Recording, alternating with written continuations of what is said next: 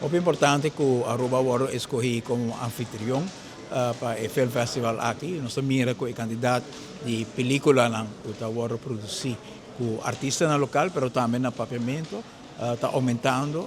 E é o momento que o Portinho maneira tipo de festival que está apresentando um atrás de outro, comunidade por sim de mira, com amplo cabo, bisa e quantidade de película na que está no papiamento.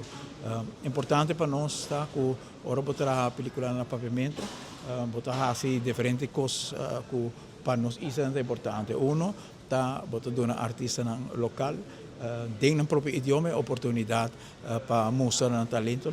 Pero hobby película na wordo filma na Aruba também, então dove sei of na Aruba, Curaçao, ou Bonaire, e ora é botar assim conhecer a boniteza de nós isso também, tanto nos gente como nossa natureza e para nós é a oportunidade aqui para dar empurre na essa que está apresentar e produzir película na aqui tá lo qual nós bihase aqui ao para dar também nos sentimento de sostém que nós apreciamos o qual nós está fazendo e nós apreciamos também que o festival aqui está na Aruba.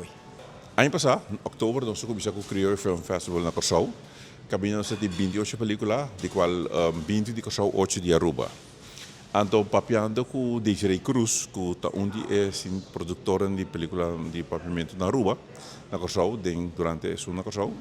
Então, nós temos a ideia de vinco crioulo da Aruba também.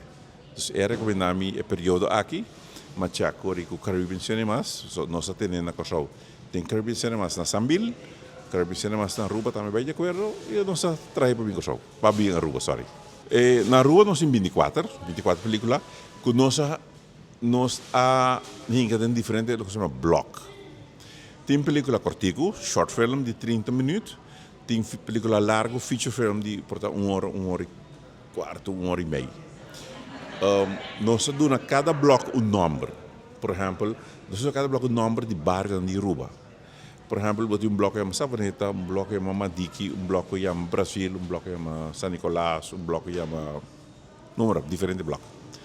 Então, em cada bloco, botamos seja 3 películas, 3 short film, ou 1 película feature film largo.